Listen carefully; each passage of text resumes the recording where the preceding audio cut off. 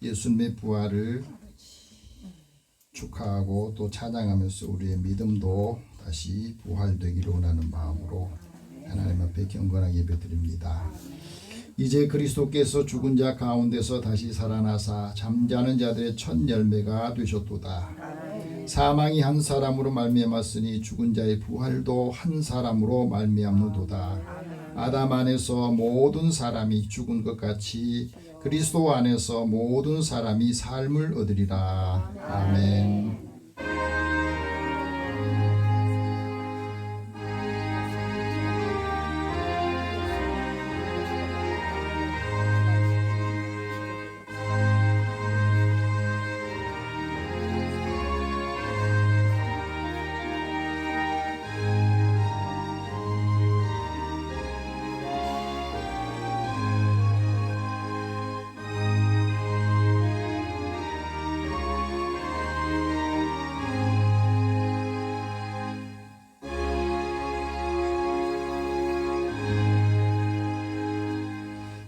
지금도 살아계셔서 언제나 우리와 함께하여 주시는 하나님, 부활의 은총이 온 땅에 가득한 주일 아침에 모든 만물과 더불어 생명이 다시 살아나는 계절에 우리의 신앙과 삶도 다시 회복이 되고 찬양하면서 하나님의 영광을 돌리기를 원합니다.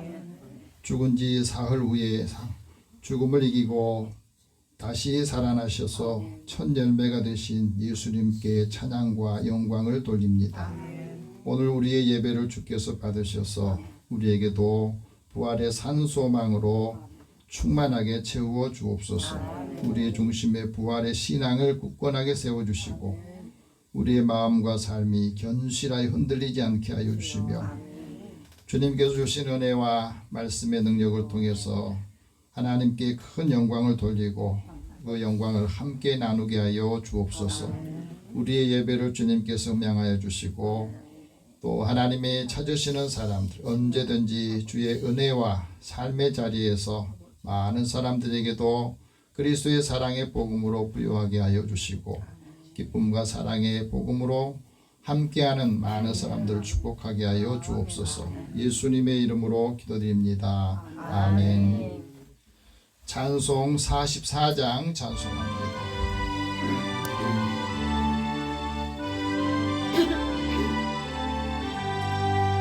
지난 일의 동안에 예수 인도했으니 주의 손에 모여서 감사 찬송합니다.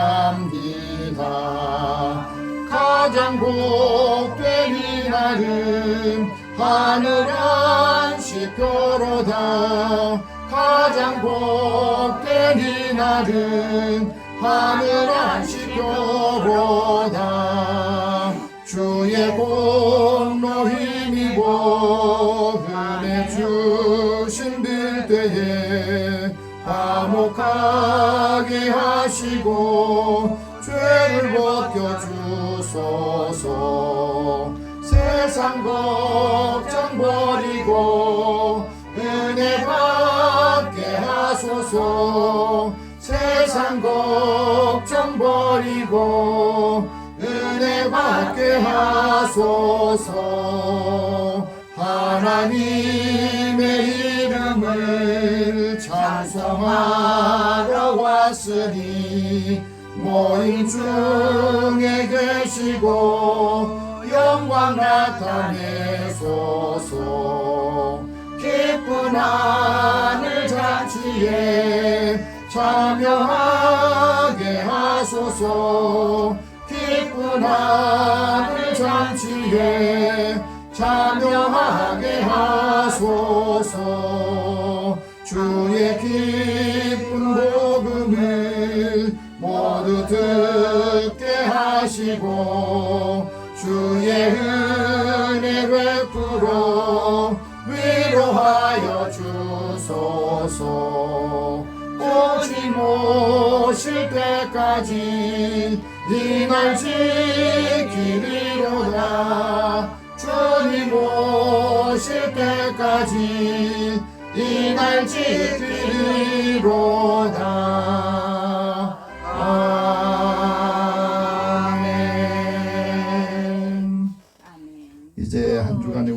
돌아보면서 하나님 앞에 고백의 기도를 드리겠습니다. 한번 택하신 자녀를 영원토록 사랑하여 주시고 우리를 하나님의 은혜의 자리로 늘 인도해 주시는 하나님, 우리의 삶의 자리에서 또 한 주간의 삶을 주님 앞에 고백하고 약한 것들, 부족한 것들을 다시 생각하고 새기면서 하나님의 힘으로 또 은혜의 힘으로 살기를 원합니다. 예수님의 부활이 하나님의 말씀을 통해서 우리의 신앙과 삶을 다시 부활시키고 하나님이 기뻐하시고 선하신 뜻이 무엇인지를 분별하여서 하나님의 선하신 일들 감당하는 믿음의 삶을 살기를 원합니다. 육체의 만족으로 채우고자 하는 마음, 이제 그것을 내려놓고 하나님께서 우리에게 주신 은혜를 사모하는 마음을 주시어서 신령하고 또 영적인 그 깊이를 체험할 때에 우리의 삶이 더 풍성해지도록 역사하여 주옵소서. 오늘도 우리 마음을 누르고 있는 것들, 힘들게 하는 것, 마음의 걱정, 근심, 염려들 다 주님의 십자가 앞에 내려놓고 하나님이 주신 우리의 살아있는 소망을 통해서 우리가 해야 될 역할들을 감당하기를 원합니다. 사람들의 관계 속에서 불편한 감정들, 또 힘들었던 것들이 다시 한 주간 살아가는데 방해물이 되지 않게 해주시고 또 이것을 다 하나씩 정리하고 이제 새 마음으로 하나님 주신 은혜를 함께 받고 나누게 하여 주옵소서. 이제 함께 우리 고백의 기도를 드립니다. 살아계신 하나님, 사랑하는 자들의 마음에 하나님이 늘 함께 해주시고 그리스도의 사랑으로 믿음 안에서 살아가는 자들의 삶을 주님께서 하시오니 이 시간에 우리의 마음을 다 주님 앞에 내놓습니다. 약해진 마음들, 또 원망하고 힘들었던 그 삶의 고통의 순간들도 다시 한 주간 시작하면서 반복하지 않기 위해서 결단하기를 원합니다. 오늘도 사랑하는 자녀들이 믿음이 흔들리고 삶이 흔들리면서 늘 방황하는 삶을 이제 멈추게 해주시고 이제 주님을 바라보면서 하나님께서 매일매일 새롭게 공급해 주시는 그 힘을 얻게 하여 주시고 하나님의 세미한 음성을 들을 때 성령께서 위로와 소망을 갖게 하실 때에 연약한 부분들이 다시 강건해지고 약함이 도리어 하나님의 은혜를 받는 시간이 되게 하시고 통로가 되게 하여 주옵소서. 그래서 약한 자를 들어서 강한 자를 부끄럽게 하시고 없는 자를 통해서 있는 사람들 부끄럽게 하시는 그 삶에 저희들을 사용하여 주시고 쓰임받기를 원합니다. 사랑하는 자녀들에게 주님이 함께 해주시고 믿음이 없는 자녀에게는 믿음을 주시어서 그 가정 안에 믿음 안에서 살아가는 그 삶을 통해서 가정의 평안함과 화목함이 하나님 주시는 기쁨이 충만하게 하여 주옵소서.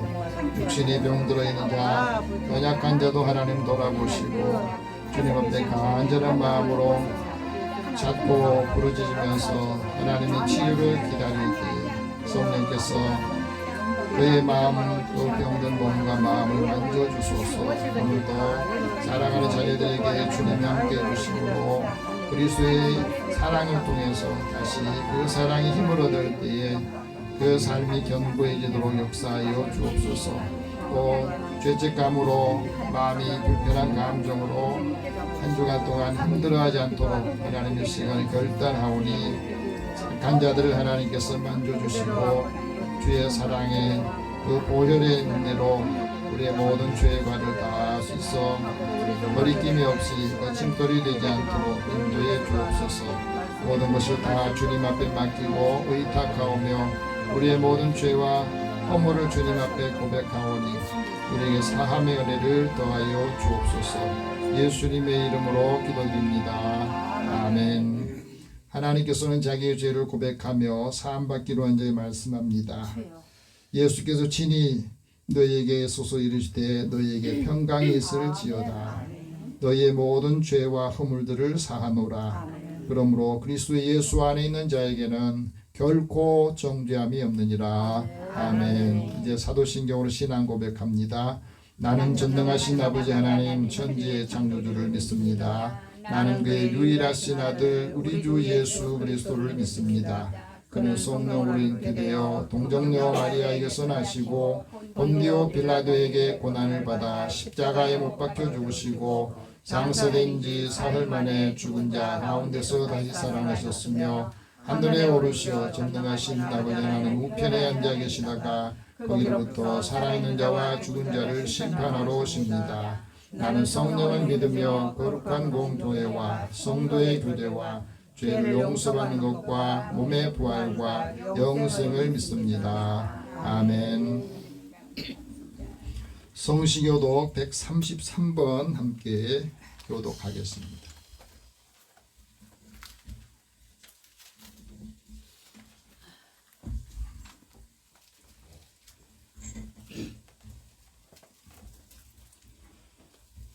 하나님께서 그를 사망의 고통에서 풀어 살리셨으니 이는 그가 사망에 매여 있을 수 없습니다.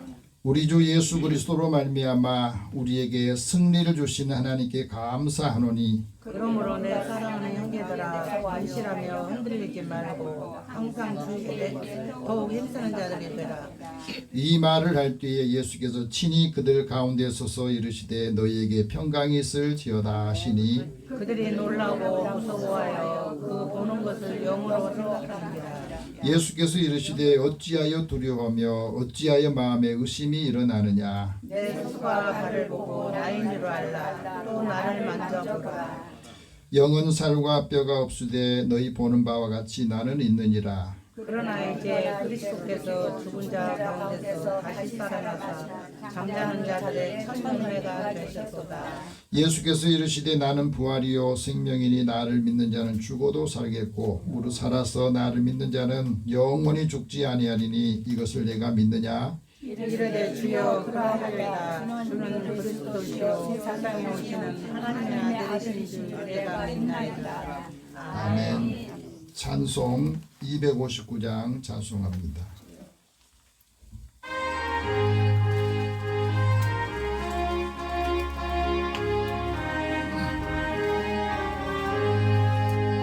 예수 십자가에 흘린 피로써 그대는 씻기어 있는가. 더러운 죄 희게 하는 능력을 그대는 참으시 하는가. 예수의 보혈로 그대는 씻기어 있는가. 마음속에 여러 가지 죄악이 깨끗이 씻기어 있는가. 주 예수와 밤낮으로 늘 함께 그대는 행동을 하는가. 아무 때나 어디서나 그대는 십자가 붙들고 있는가. 예수의 보혈로 그대는 씻기어 있는가. 마음속에 여러 가지 죄악이 깨끗이 씻기어 있는가. 주님 예수 다시 올 때 그대는 영접할 예복이 있는가. 그대 몸은 거룩한 곳 천국에 들어갈 준비가 됐는가. 예수의 보혈로 그대는 씻기어 있는가. 마음속에 여러 가지 죄악이 깨끗이 씻기어 있는가. 모든 죄에 더러워진 내복을 주 앞에 지금 다 벗어서 샘물같이 솟아나는 보혈로 눈보다 더 익게 씻으라. 예수의 보혈로 그대는 씻기어 있는가. 마음속에 여러 가지 죄악이 깨끗이 씻기어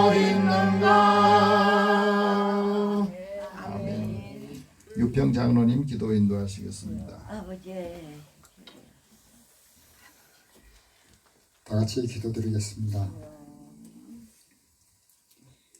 생사와 복을 주관하시는 생명의 하나님, 우리의 죄가 붉을지라도 결코 포기하지 않으시며 우리를 구원하기 위해 독생자의 희생도 마다하시는 여호와 하나님, 지난 한 주간도 저희들을 사랑함으로 은혜 가운데 지내게 하여 주시며 이웃과 함께 평안하도록 지켜주시고 오늘 주님의 전에 나와 감사와 경배와 찬양을 드리게 하여 주심을 감사드립니다.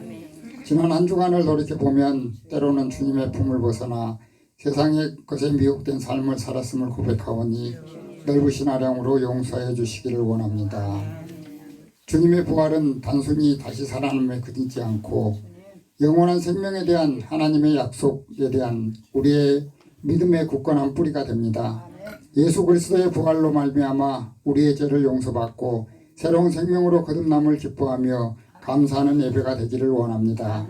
우리가 하나님의 피조물이 됨을 인정하는 것은 결코 부끄러움이 아니며 과학으로 모든 것을 설명하려는 것은 마치 바벨탑을 쌓는 것과도 같을 것입니다. 주님의 지으신 세상의 모든 만물들을 주님 뜻에 따라 선량한 청지기의 마음으로 다스리는 지혜로움을 주옵소서. 전쟁을 일으켜 많은 목숨을 빼앗고 지구를 파괴하는 악한 행동을 멈추게 하옵시고 주님이 주신 생명의 소중한 생명을 소중히 여기게 하옵소서. 이념과 사상과 진보와 보수로 나뉘어 서로 반목하고 갈등하는 이 사회를 통합하게 하옵소서. 생각의 다름이 미움의 대상이 되지 않게 하옵소서. 하나님의 말씀을 두려워하는 올바른 자세를 가지게 하옵소서. 나를 추종하는 사람의 목소리에 휩쓸려 우쭐해지고 하고 사리사욕에 취해 여호와를 망령되이 일 걷는 죄를 짓지 않게 하옵소서. 하나님의 기름 부음을 받았던 사울왕은 언제나 이기게 해주신 하나님을 떠나 자신의 힘에 의지하며 스스로 거만하고 다른 사람을 시기하였으니 이러한 거만하고 탐욕에 물든 왕의 왕관은 여호와 앞에 겸손하며 고개를 숙이고 그 왕관을 얹혀주는 하나님의 뜻을 기억하고 따르는 지도자에게로 옮겨갔음을 알 수 있습니다. 내게 큰 고난을 맡기는 것은 그에 따른 책임도 함께 지우는 것임을 알게 하옵소서. 권력을 맡은 자, 재물을 가진 자, 학식으로 남을 가르치는 자는 선한 청지기의 역할로 그 책임을 다하는 하나님의 자녀가 되기를 원합니다. 내 이웃을 내 몸과 같이 사랑하라 하신 주님, 부활하신 주님의 소식을 널리 전함으로 사망의 권세를 이겨내고 영원한 생명을 얻어 죄악으로부터 구원받는 새 삶을 이웃과 나누게 하옵소서. 그리하여 주님의 복음을 널리 전파하라 하신 주님의 명령을 순종하는 예수비전교회 성도들이 되게 하옵소서. 예배 시종을 주님께서 주관하셔서 기뻐 받으시는 예배가 되기를 바라오며 오늘 이 자리에 참여하지 못한 성도들에게도 어디에 있든지 주님의 은혜와 사랑이 함께 하시기를 원합니다. 주님의 말씀을 전하시는 목사님께 강건함을 주사 양들을 돌보는데 영육간 피곤치 않게 하옵소서. 죽음이 없으면 부활이 없고 시련이 없으면 영광도 없나니 겨울을 이겨낸 후라야 새싹이 돋음을 깨달아 부활의 믿음으로 나의 십자가를 기꺼이 짊어지는 성령 충만한 성도들이 되기를 원하오며 이 모든 말씀 우리 주 예수 그리스도 이름으로 기도드렸습니다. 아멘.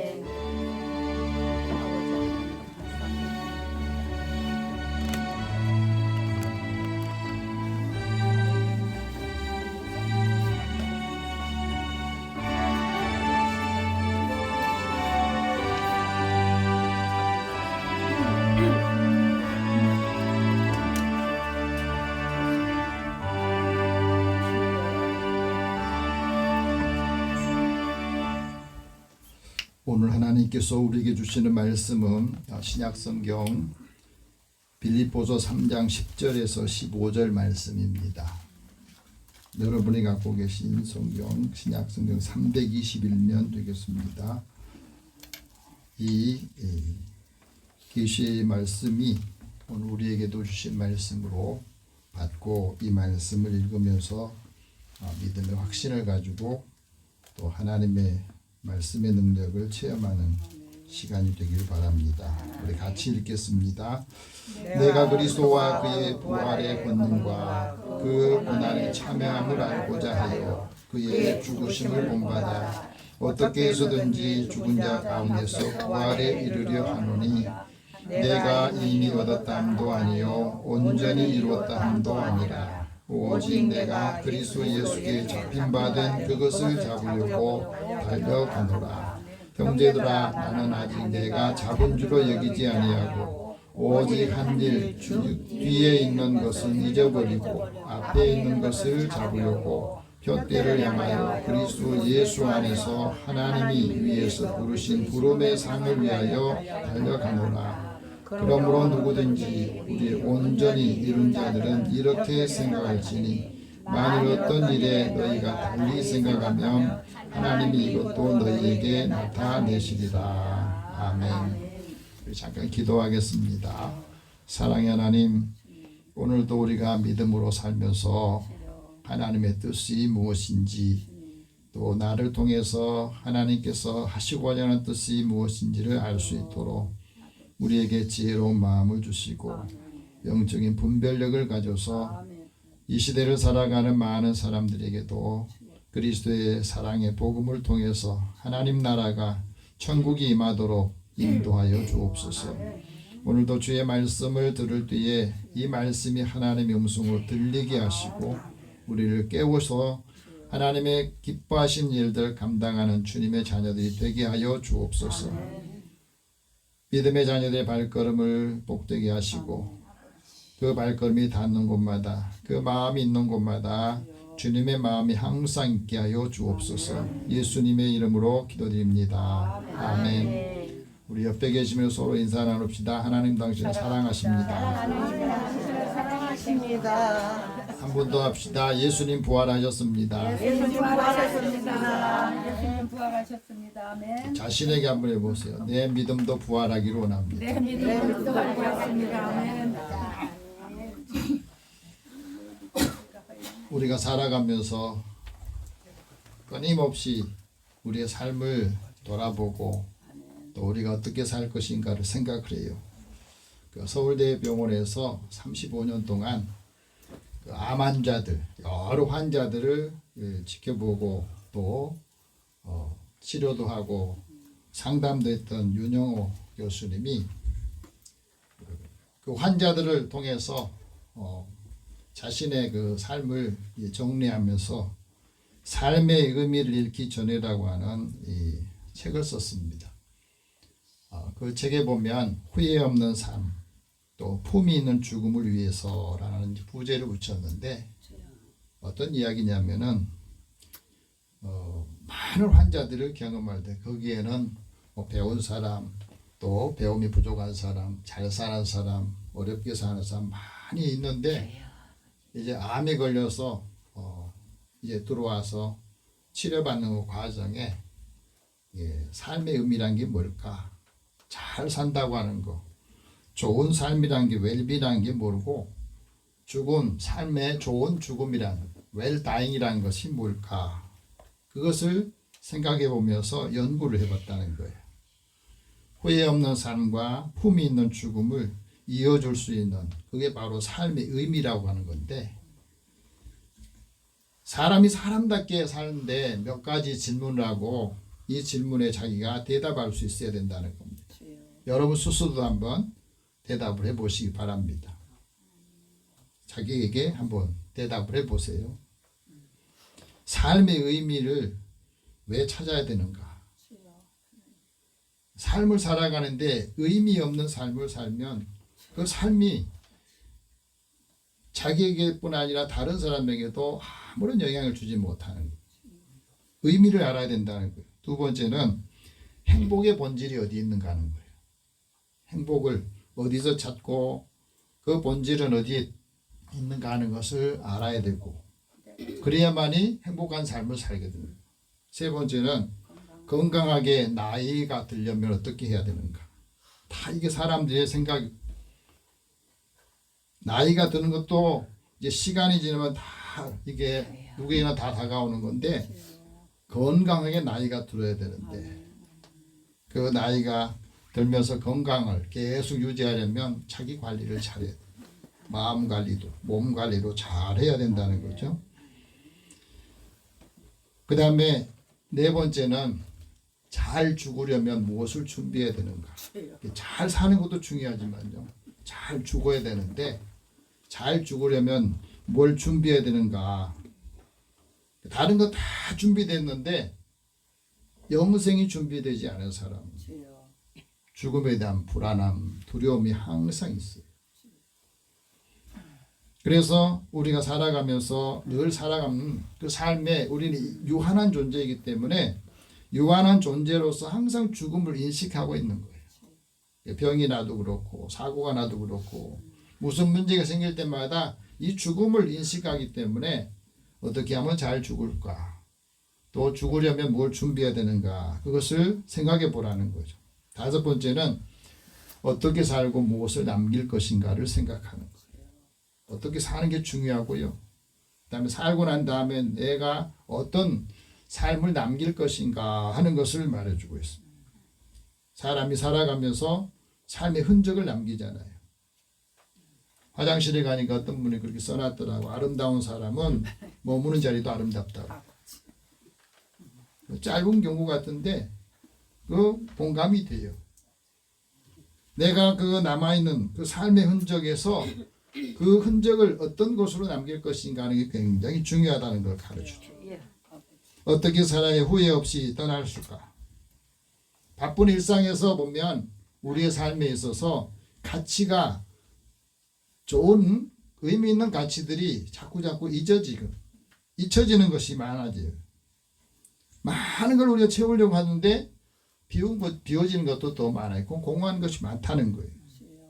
그 틈바구니 속에서 삶과 죽음이라고 하는 이 사이에서 우리에게 물어보는 게 있어요. 삶이 물어봅니다. 지금처럼 살아도 괜찮은가? 내가 지금처럼 이렇게 살아도 괜찮은 거야? 이렇게 묻는 거죠. 그럼 어떻게 살 것인가?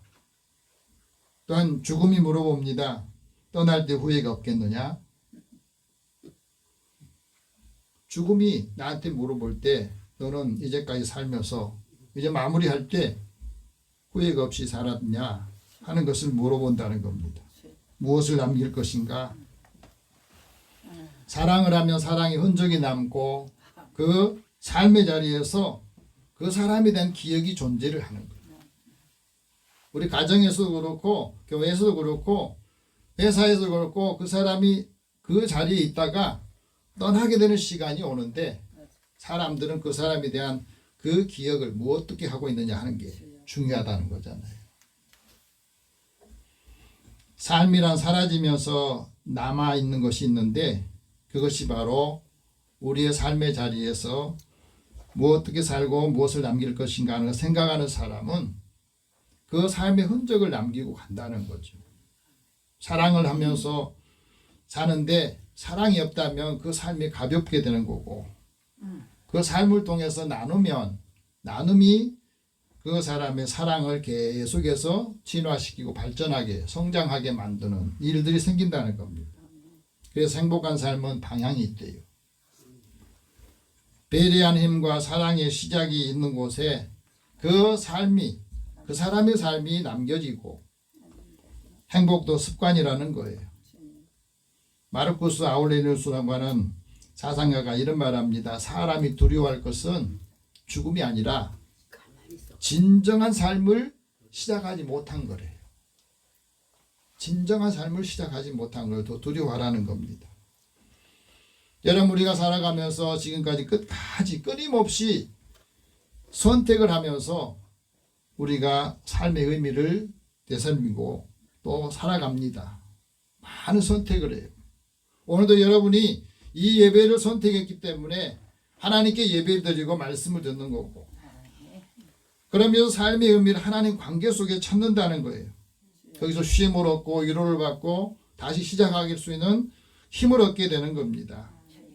사람과 사람의 관계 속에서도 그 관계가 연결되면서 그것이 바로 그 사람의 존재를 빛나게 하고 또 생존의 본능을 위해서 우리가 사랑하고 이해하고 나눔을 통해서 인간성을 확보하게 되는 겁니다.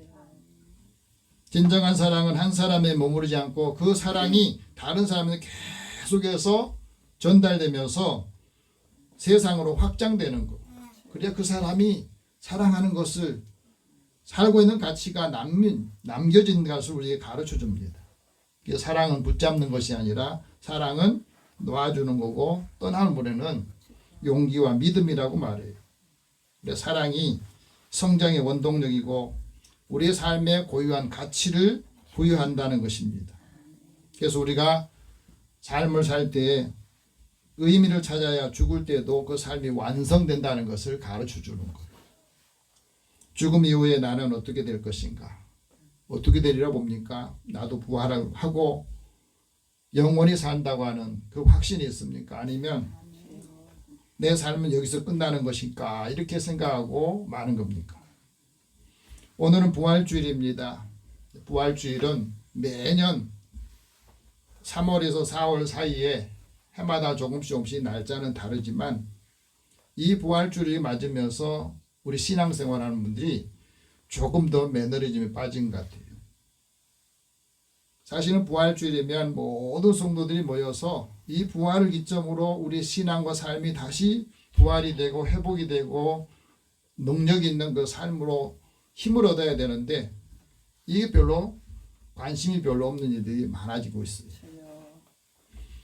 십자가에 죽으셨던 예수님께서 죽음을 이기고 영생명의 주가 되셨다는 사실을 선언하는 기적의 사건이잖아요. 그래서 예수님의 부활이 우리에게는 영원한 생명을 주고 또 이 복음에 대한 소망을 주는 기독교의 핵심 교리이고 이 예수님의 부활이 우리의 믿음의 근거이자 복음의 핵심인 것을 우리에게 말씀해 주고 있습니다. 그래서 예수님께서도 죽음 앞에 슬퍼하는 사람들 향해서 이렇게 말합니다. 나는 그 부활이고 나는 그 생명이다. 나를 믿는 자는 예수를 믿는 자는 죽어도 살 것이고 살아서 예수를 믿는 사람은 영원히 죽지 아니할 것이다. 이것을 내가 믿느냐 하고 물어요. 이 믿음의 부활 신앙을 통해서 우리의 삶이 살아나고 죽음을 이기는 그 권세 있는 삶을 살기를 원하신 겁니다.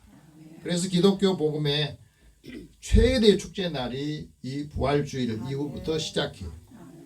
근데 우리가 고난주간은 성도들이 많이 모여서 기도도 하고 주님의 고난을 동참하면서도 이 부활절 이후에 우리의 삶이 활력 있게 사는 것 이게 약하다는 말이에요. 하나님께서는 모든 사람이 다 죽음 가운데 있는 사람 가운데서 예수님을 부활하게 하셔서 주와 그리스도가 되게 하셨다고 사도 바울을 통해서 말씀합니다. 그리스도인이 새 생명과 소망을 갖게 되고 그 소망이 우리의 믿음의 핵심이 되고 중심이 되어야 돼요. 만약에 그리스도께서 다시 살아난 일이 없었다면 우리의 믿음이 다 헛된 것이 되고 또 우리가 여전히 죄 가운데 있다는 사실을 우리에게 말씀해 주고 있습니다. 그러니까 이 부활절과 예수님의 부활은 세계 어느 종교에도 없는 거예요. 딱 이례적인 사건입니다. 하나님이 행하신 기적이고 하나님의 능력을 우리에게 보여주신 겁니다. 그래서 사도 바울을 통해서 하나님께서 말씀합니다. 그리스도를 알아라. 그리고 그 부활의 권능을 알아라. 그 고난의 참여함을 알아라. 이 말씀을 하고 계세요. 한번 따라합시다. 그리스도를 알아라. 그 부활의 권능을 알아라. 그 고난의 참여함을 알아라. 그리스도를 어떻게 아느냐? 얼마나 아느냐? 예수님의 부활과 그 권능을 내가 얼마나 아느냐? 그에 따라서 믿음이 삶이 달라지는 것을 말해주고 있습니다. 그래서 10절 말씀 다시 한번 봅시다. 내가 그리스도와 그 부활의 권능과 그 고난의 참여함을 알고자 하여 그의 죽으심을 본받았다. 이 말은 무슨 말이겠습니까? 영생이라고 하는 것은 하나님을 알고 예수 그리스도 아는 거라고 그랬거든요. 이 아는 것은 우리가 지식으로 예수님이 어떤 분이다 이걸 아는 게 아니고 예수님을 체험적으로 아는 것을 말해요. 그리스도가 나와 관계를 통해서. 그래서 사람이 어렵게 되는 것은 예수님을 믿음으로 아는 것. 이 말은 믿는다는 것이고요. 사람이 온전하게 된 것은, 그리스도인이 온전하게 된 것은 하나님의 아들 예수님을 믿는 것과 아는 일에 하나가 될 때 온전한 사람이 되고 온전한 그리스도인이 되고 그리스도의 장성한 분량에까지 충만하게 이루게 되는데, 왜 우리가 온전한 그리스도인이 되어야 되느냐? 온전한 그리스도인이 되면 사람들이 속이는 것을 우리가 알 수 있어요. 간사한 유혹에 빠지지 않습니다. 그 간사한 유혹의 풍조에 요동치지 않는다는 것. 여기서 자꾸 우리가 요동치는 것은 그리스도의 장성한 분량에 못 미치고 있기 때문에 그렇다는 거예요. 그래서 그리스도 안에서 참된 것을 하고 범사의 모든 일에 그리스도에까지 자라나야 됩니다. 성장이 멈추면, 신앙도 성장이 멈추면요 방황을 해요. 계속해서 믿음이 자라나야 돼요. 믿음이 성숙해야 돼요. 그리고 열매를 맺고 그 열매를 나누면서 하나님의 은혜를 다른 사람에 전해줄 수 있어요. 사도 바울이 부활하신 예수님을 만나고 난 다음에 이런 고백을 해요. 그리스도를 아는 지식이 가장 고상했다. 고상하다는 말은 무슨 말이냐면 모든 것보다 능가하고 우수하다는 거예요. 가장 귀하고 가치가 있다고 하는 거예요. 그러니까 예수님의 그 부활의 능력을 체험하고 예수님을 다시 발견하면서 그런 자신이 갖고 있는 모든 걸 다 버린 거예요. 그 결단이 있었던 겁니다. 인생에서 가장 중요한 목표고 최고의 선물이 되었다는 것이고, 예수님을 아는 지식은 단순히 지적인 능력, 이해, 정보습도 이것을 뛰어넘는 것을 말해요. 예수님의 성품이나 공생의 사역, 구원의 은혜를 우리의 삶에서 깊이 체험하는 것을 말합니다. 성경에 나와 있는 글을 예수님이 기적을 행하셨다, 공생의 사역 3년 하셨다, 이걸 아는 것으로 족한 게 아니라 이 과정을 통해서 하나님이 우리의 삶에 어떻게 개입하고 계시는가 그것을 알고 내 삶에도 하나님이 개입하고 계시구나 하고 믿는 것을 말해주고 있어요. 그러니까 그때의 기적이 오늘 우리에게도 나에게도 일어난다는 사실을 말해주고 있는 거거든. 그래야 영적으로 각성을 하고 회심을 하면서 그리스도와 연합한 삶을 살면서 승리하게 된다는 걸 말해주고 있습니다. 예수님의 부활을 믿고 그 권능을 아는 것이 왜 중요하냐? 우리가 예수님의 십자가만 알면, 부활이 없다면 죄를 이길 수가 없어요. 그렇잖아요. 예수 믿고 늘 죄책감에 또 시달리고, 우리 믿음이 헛되게 자꾸 흘러가는 것이 왜 그러냐면 이 부활의 믿음이, 부활신앙이 없기 때문에 그래요. 죄에서 자유를 얻어야 기쁨이 있고 두려움에서 자유를 얻어야 평안함이 있는 거거든. 예수님의 부활을 매일 생활 속에서 체험해야 하나님의 은혜 안에 사는 거. 참된 믿음은 그래서 그리스도를 아는 것에서 생기지 않고 부활의 능력과 예수님의 부활의 힘을 통해서 참된 믿음이 생기는 것을 우리에게 말해주고 있습니다. 그래서 우리가 예수님의 부활을 통해서 하나님의 창조적인 초자연적인 역사적인 능력을 체험하면서 이 부활이 죽음을 이기는 힘이다. 죽음을 두려워하지 않게 되고 많은 사람들에게 소망을 주는 겁니다. 부활의 능력, 이게 복음의 능력이고 십자가를 통해서 하나님과 화목하게 한 이 은혜를 이제 부활의 복음을 통해서 많은 사람들에게 용서와 화해와 하나님의 사랑을 실천하면서 영향을 주는 거예요. 오늘 십자가의 고난이 예수님의 부활로 인해서 하나님께로 나아갈 수 있는 영광을 얻게 하는 통로가 됐거든요. 그래서 사도 바울이 부활하신 예수님 만나고 난 다음에 첫 번째 고백한 게 그거예요. 내가 그리스도와 함께 십자가에 못 박혀 죽었다. 내가 죽은 거예요. 이제는 내가 나로 사는 게 아니라 나를 통해서 예수님이 사는 거예요. 내가 사는 것은 하나님의 아들 믿는 그 믿음 안에 사는 겁니다. 그래서 내 믿음 안에 예수님이 계시고 삶에 예수님이 계시는 거예요. 오늘 우리에게도 이 믿음이 있을 때 우리 믿는 사람을 보면 예수님이 보여야 되고, 믿음의 사람들이 살아가는 그 삶의 자리에서는 하나님의 사랑이 느껴져야 되는 거예요. 이게 부활의 신앙을 가진 신앙인의 모습이다 하고 말합니다. 그 삶이 있을 때 그게 실제적으로 삶에 사람들에게 영향을 주는 겁니다. 그리스도의 부활이 믿는 사람에게 무엇을 위해서 달려가게 하느냐? 오늘 사도 바울은 세 가지를 말합니다. 첫 번째는 예수 그리스도께 잡힌 것을 잡으려고 달려간다는 것. 12절 같이 봅시다. 내가 이미 얻었담도 아니요 온전히 이루었담도 아니라 오직 내가 그리스도 예수께 잡힌 바 된 그것을 잡으려고 달려가노라. 여기서 오늘 중요한 것을 우리에게 가르쳐 줍니다. 무슨 말이냐면 세상의 종교는요, 사람이 신을 붙잡고 있어요. 예, 신을 우리가 붙잡고 있다고. 그게 세상 종교예요. 사람이 자기가 믿는 신을 이렇게 붙잡고 있다고. 근데 기독교는 하나님께서 우리를 붙잡고 계셔요. 이게 다른 점이에요. 그러니까 내가 마음에 안 들면, 내가 붙잡고 있으면 그냥 놔버리면 끝이야. 근데 하나님이 우리에게 주신 그 사랑은 하나님께서 나를 붙들고 계시기 때문에 끝날 수가 없는 거예요. 그래서 내가 예수님 붙잡는 게 아니라 예수님께서 나를 붙들고 계시기 때문에 나를 붙들고 계신 하나님께서 우리에게 주어진 일들을 감당할 수 있는 힘과 능력을 주시는 겁니다. 그렇기 때문에 이것을 아는 사람은 그 가치관이 완전히 바뀌어요. 과거에 자신의 삶에 있는 것들을 다 이제 내려놓고 현재부터 미래에 그 가치가 달라진 삶을 살게 됩니다. 그래서 사도 바울이 이미 얻었던 거, 내가 한 일을 다 잊어버리고 다 버리게 됐다는 거예요. 그 대표적인 일이 뭐냐면 사도 바울이 이미 얻었던 게 뭐냐?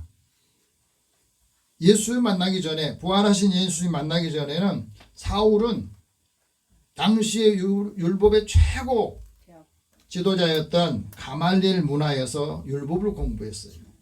가말리엘이 어떤 분인가 찾아보니까요, 이분은 힐렐이라고 하는 그 손자였는데, 이 힐렐이 어떤 분이냐? 모세, 이스라엘 백성들에게 굉장히 중요한 역할을 하는 모세의 영광이나 권위를 누렸던 민족의 지도자였더라고요. 그 손자였어요. 이 유대개요 역사가인 요세푸스는 이렇게 말합니다. 가말리엘과 그의 손자 시몬이 기독교 신자가 됐는데, 누가복음 2장 25절에 보면 예루살렘에 시몬이라고 하는 사람이 있는데 그는 의롭고 경건한 사람, 하나님의 위로를 기다리는 사람이었다. 그래서 시몬이 초대교회의 중요한 지도자였다는 거예요. 그런데 여기서 하나님의 은혜가 뭐냐면 이 가말리엘 문화생이 되는 사울, 다시 말해 사도 바울이 그의 문화에서 배우게 된 것이 얼마나 큰 은혜였는가. 율법에 대해서 다른 바리새인들은 자기가 배운 것을만 그 이상 넘어가지 않은데, 사도 바울은 하나님의 말씀을 부활하신 예수님 만나고 나는데 변화되고 바꿔줬다는 거죠. 그것을 우리에게 가르쳐 줍니다.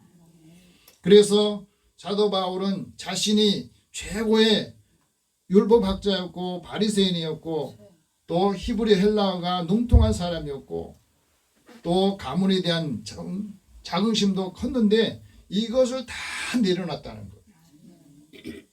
그리고 예수님 만나고 예수님께 붙잡히니까 어떻게 됐냐? 이방인의 사도가 되어서 복음을 전파하고 해외 선교를 주도하고 또 교회를 개척하고 많은 성도들에게 하나님 말씀 이거라고 가르쳐주는 그 말씀 서신들을 저수를 하면서 신학자로 역할을 감당했던 겁니다. 더 중요한 것은 구약에 있는 말씀을 그가 농통했는 그것을 신약과 연결하면서 사람들이 죽인 유대인들이 죽인 그 예수를 하나님이 주와 그리스도가 되게 하셨고 예수가 그리스도다는 것. 그것을 많은 사람들에게 유대인들에게 선포를 하고 있습니다. 그리스도는 보이지 않는 하나님의 형상이고 모든 피조물보다 먼저 계신 분이다. 그리고 그 만물보다 먼저 계셨다.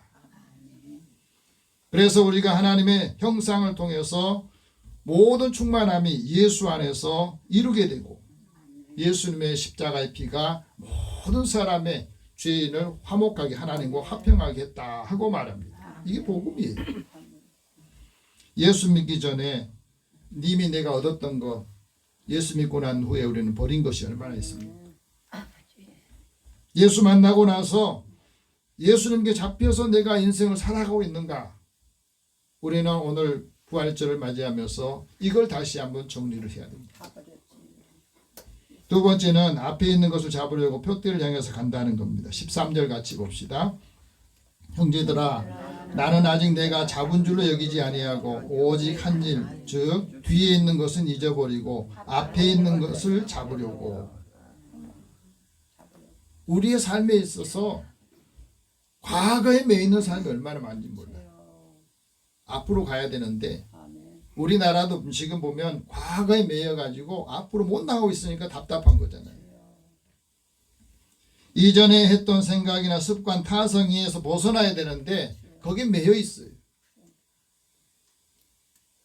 과거에 상처받았던 그것에 매여 있는 사람을 앞으로 가지 못하고 시간이 많이 지났는데도 그런 비슷한 상황이 오면은 거기서 머물러 있는 거예요. 이전에 한 일이 기준이 되며 새 일을 행할 수가 없습니다. 이전 생각으로는 새 일을 행하는 데 적합하지 않아요. 그렇기 때문에 그것을 내려놓고 벗어야 되고 잊어버려야 돼요. 자신의 마음을 괴롭히고 힘들게 한 거 이게 벗어야 돼요.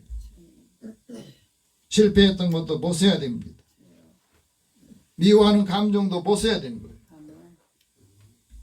예수님을 따르려 했던 많은 사람들 중에 예수님께서 나 예수님 따라갈래요 했더니 예수님께서 그 사람 말해요. 야 여우도 굴이 있고 공중에 새도 집이 있는데 나는 집도 없는데 그리고 따라올 거냐 물어봅니다. 또 어떤 사람한테는 야 나를 따라와라 이렇게 말했을 때 그 사람이 말해요. 나로 먼저 가서 내 아버지 장사하고 난 다음에 따라가겠습니다. 그 사람이 자기 아버지가 아파서 이제 얼마 살지 못하니까 그게 아니에요. 아버지가 돌아가시면 내가 가겠습니다. 그런 부분이 있잖아요. 우리 시어머니가 돌아가시면 내가 예수 믿겠습니다. 그런 분이 있잖아요. 그래서 예수님 말합니다. 쟁기질을 하는 사람이 쟁기를 끌다가 뒤를 돌아보는 것은 하나님 나라에 합당하지 않다. 부르면 바로 놓고 갈 수 있어야 되고. 우리의 삶의 자리에서 많은 사람들이 성공하는 사람과 실패한 사람이 차이가 뭐냐면 성공한 사람들의 성공 노트에는 이런 것이 써 있답니다. 비관적이거나 부정적인 사고, 악순환을 과감히 끊어라. 실패했을 때 자신이 한 것 그것을 끊어야 된다. 실패를 했는데 계속 실패했다고만 생각하면 그것이 성공할 수 없다는 거예요. 그래서 그것을 잊어야 되고 버려야 된다는 겁니다. 다시 그걸 재론하고 거론하지 말라는 거예요. 성공한 사람은 절대로 실패를 용납하지 않고 실패를 두려워하는 마음을 버리는 거예요. 그래야 성공한다는 거예요. 패배감, 열등의식을 버리는 거. 우리의 삶의 자리에서 헬렌 헤이스는 이런 말합니다. 항상 성취하는 것을 목표로 삼고 성공에 대해 잊어라. 우리는 성공하려고 하는데 집중하는데 성공하려고 하는 것보다 성취에 목표로 삼고 거기에 집중을 해라는 거예요. 다른 사람에게 원망이 있으면 잊어버리고 은혜는 기억하라는 거예요. 탐하는 마음 온전히 없애버리고 우리의 마음의 원망, 불평하는 거 이거 버려야 된다는 거예요. 앞에 있는 걸 잡으려고 하는 사람은 표대를 향해서 가는데 그 표대가 분명해야 되는 겁니다.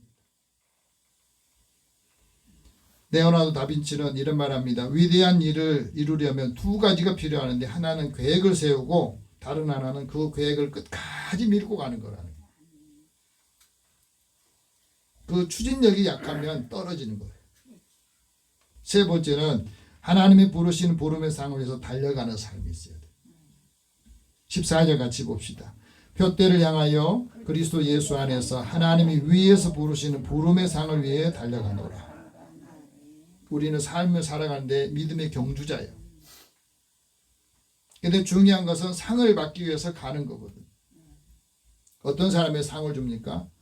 최고 승리하는 사람에게 상을 주잖아요. 경주에서 영광을 얻는 것은 그 사람이 그 영광을 얻기까지 부단한 노력을 끊임없이 노력했다는 거잖아요. 부름의 상을 위해 달려가는 사람이 승리하는데 부활의 권능을 가진 사람은 이 생명의 변화가 끊임없이 일어나는 거예요. 사람이 수고함으로 좋은 상을 얻는데 자기가 하는 일에 자기 상을 받는다고 그러거든요. 내가 지금까지 살아온 모든 삶이 나중에는 그 결과에서 그 사람이 어떤 삶으로 살았는가 하는 거, 그게 어떤 상을 받는 게 결정이 되는 겁니다. 그리스도를 섬기는 사람이 유호의 상을 받게 되고 하나님을 찾는 사람에게 하나님의 상 주신다는 거예요. 그 믿으라고는 겁니다. 그래서 우리가 믿음 안에서 우리의 믿음이 온전해지는 것은 이 부활신앙, 부활의 능력을 체험해야 된다는 거예요. 그래서 15절 말씀 같이 봅시다. 그러므로 누구든지 우리 온전히 이룬 자들은 이렇게 생각할지니 만일 어떤 일에 너희가 달리 생각하면 하나님이 이것도 너희에게 나타내시리라. 이 온전한 믿음, 온전히 이룬 사람은요, 신앙이 성숙해 있다는 걸 말해요. 그래서 성숙한 신앙인은 그 삶에 있어서 목표와 목적에 집중을 하게 살게 돼요. 하나님께서 보여주신 대로 살게 되고 그 믿음의 분량대로 생각하는 거예요. 그 분량대로 생각한 사람은 사랑을 할 때도 거짓이 없습니다. 형제를 사랑하고 서로 우애하는데 존경하는 것을 서로 먼저 하는 거예요. 늘 부지런하고 게으르지 않고 열심히 주를 섬기는 삶을 살아가게 됩니다. 중요한 것은 이 부활의 신앙을 가진 사람은 뭐든지 달리 생각할 수 있는 힘이 있다는 거예요. 고졸 성공시나 이루었던 1세대 벤처 사업가인 황철주 주성 엔지니어링 회장이 이런 말을 합니다. 오랜 기득권에서 그 세대에서 다시 그 사람과 동등해지려고 하면은 방법이 딱 한 가지인데 그게 혁신이라는 거예요. 그러면서 세상의 모든 지식은 서로 지금 다 공유하게 돼 있답니다. 지식이 많다고 해서 성공하는 게 아니다는 거예요. 중요한 것은 그 많은 지식이나 또 우리가 새롭게 하는 것도 다 이 다른 사람 해왔다는 거예요. 99%가. 중요한 것은 1%를 어떻게 생각하느냐 하는 거라는 거예요. 그러니까 학교를 어느 학교 나오느냐, 얼마나 오래 살았느냐, 누구에게 어떻게 받았느냐, 그게 중요한 게 아니라 중요한 것은 사람들이 생각하는 것을 1%만 다르게 생각해도 거기서 성공하고 그 삶의 자리에서 사람들이 이끌어갈 수 있는 리더가 된다는 거예요.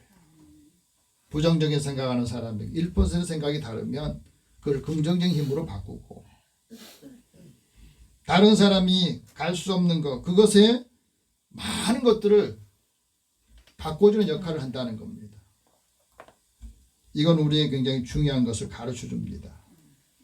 부활신앙은 그 사람을 통해서 하나님이 역사하시는 그 삶이 다른 사람에게도 하나님의 능력, 하나님의 역사, 하나님의 기적이 일어난다는 것을 우리에게 말씀해 주고 있습니다. 이제 우리가 예수님의 부활을 믿고 믿음이 부활하는 권능을 체험하시기 바랍니다. 하나님의 부르심의 상을 우리가 모두가 다 받는 그리스도인이 되기를 축복합니다. 기도하겠습니다. 살아계신 하나님, 예수님의 부활을 매년 우리가 부활절마다 예배를 드리면서 말씀을 듣지만 우리의 삶이 크게 변화되고 달라지고 우리의 삶의 자리에서 부활의 능력이 약해졌던 것, 올해부터는 이것을 다 하나님의 능력과 삶의 그 영광이 나타나게 하여 주시옵소서. 우리의 믿음을 통해서 하나님의 은혜를 체험하고 그 은혜를 함께 나눠주는 자 되게 하여 주옵소서. 예수님의 이름으로 기도드립니다. 아멘. 찬송 165장 찬송합니다.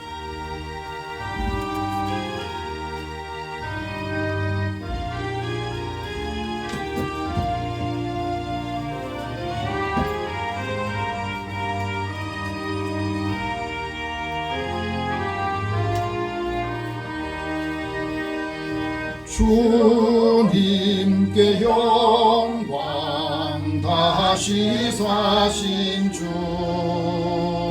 사망 권세 모두 이기시었네 흰옷 입은 천사 돌을 옮겼고 누우셨던 곳은 비어 있었네 주님께 영광 다시 사신 주 사망 권세 모두 이기시었네 부활의 주님 나타나시사 두려움과 의심 물리치셨네 주의 교회 기뻐 찬송하여라 다시 사신 주님 죽음 이겼네 주님께 영광 다시 사신 주 사망 권세 모두 이기시었네 생명의 이름 영광의 주님 없는 삶은 헛될 뿐이라 주의 사랑으로 세상 이기고 요단 건너 본향 가게 하소서 주님께 영광 다시 사신 주 사망 권세 모두 이기시었네 아멘 하나님께 드리는 금에서 기도합니다 사랑의 하나님 주의 자녀들의 삶을 또 생명을 지켜주시고 또 일터를 주셔서 감사합니다 일할 수 있는 힘과 지혜와 또 함께하는 사람들 붙여주셔서 감사합니다 일하는 것을 통해 하나님께 받은 소득을 먼저 하나님의 것으로 구별하여 드립니다. 하나님께서 약속하신 대로 이들의 삶의 곳간이 쌓을 곳이 없도록 부지런히 보라 하신 말씀을 이루소서. 하나님의 은혜를 생각할 때마다 늘 감사하며 주의 은혜를 기억하는 주의 자녀들이 있습니다. 이들의 삶의 자리에 하나님께서 함께 하시는 삶을 통해 형통하게 하여 주시고 믿음의 가족들의 또 자녀들이 하는 모든 삶에도 주님께서 때마다 일마다 필요한 것들을 공급해 주심으로 여러 형제들보다 또 낫게 하여 주시어서 그들의 형편을 도울 수 있도록 필요한 물질, 에너지 또 건강을 더 풍성하게 주시기를 소망합니다. 하나님께 주신 은혜 또 받은 은혜를 기억하며 선교헌금으로 구제헌금으로 드리는 손길이 있습니다. 우리가 받은 은혜를 함께 나눌 때 주는 자가 복되다 하시고 후히되어 넘치도록 하신다 하셨사오니 주님의 선하신 일을 감당하게 하여 주옵소서. 주의 전을 건축하는 일에 차량금으로 주의 이름으로 하나님 앞에 드립니다. 주의 이름으로 나아갈 때 하나님의 놀라우신 은혜와 역사가 있게 하여 주시고 또 주신 건강을 주를 위해서 또 함께하는 예배를 위해서 믿음의 사람들 한 사람 한 사람 세우기 위해서 수고하는 믿음의 사람들을 축복하여 주시옵소서.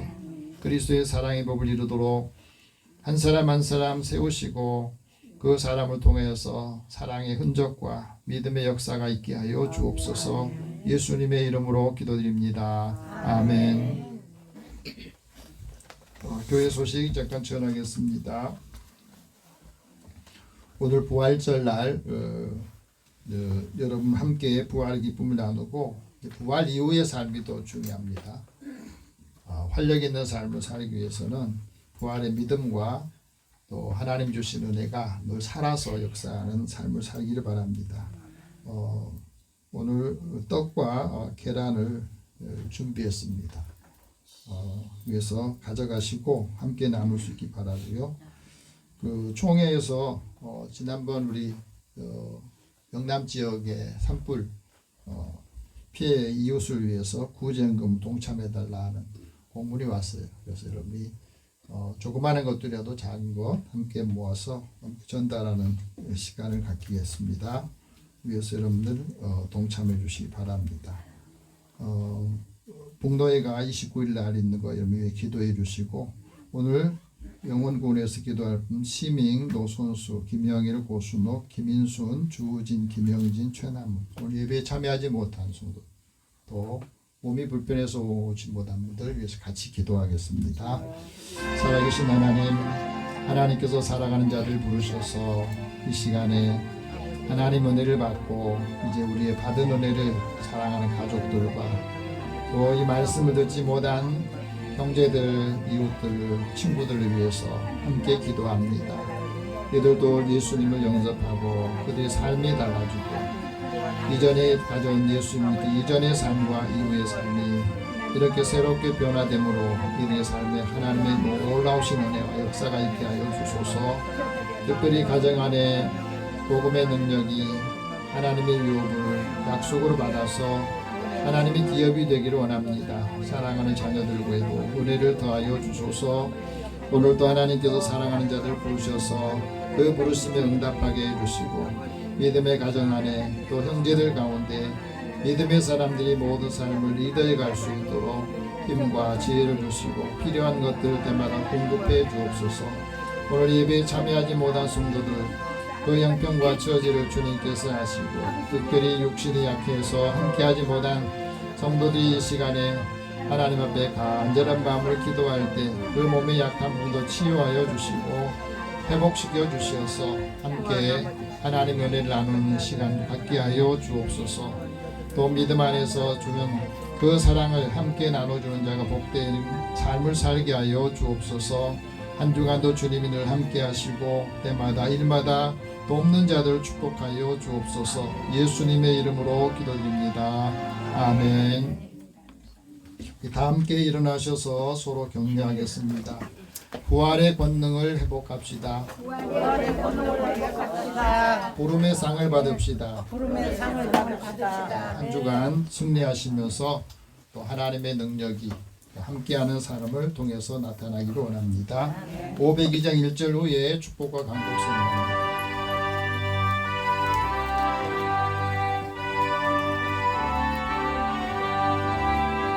빛의 사자들이여 어서 가소 어둠을 물리치고 주의 진리 모르는 백성에게 복음의 빛 비춰라. 빛의 사자들이여 복음의 빛 비춰라. 새로운 밤 밝게 비춰라. 빛의 사자들이여. 사랑의 하나님, 주의 자녀들의 발걸음을 복되게 하시고 이제 하나님의 말씀을 듣고 우리의 믿음이 다시 부활하여 생명을 얻고 많은 사람들에게 이 생명의 능력을 전하며 가는 곳마다 또 닿는 발걸음마다 아름답고 복된 삶에 그 삶이 나누게 하여 주시고 사랑하는 자녀들의 그 삶의 영향력이 많은 사람들에게도 끼치도록 역사하여 주옵소서. 주의 은혜를 사랑하는 자녀들의 삶에 주께서 동행하시고 형통하도록 인도하여 주옵소서. 예수님의 이름으로 기도드리며 이제는 우리 주 예수 그리스도의 은혜와 하나님의 사랑과 성령이 교통하시고 교제하심이 부활의 권능, 부활의 믿음을 회복하여 하나님의 뜻을 이루고 함께하는 사람들을 축복하며 위로하는 믿음의 가족들과 이들을 돕는 손길 위에 함께 하실지어다. 아멘.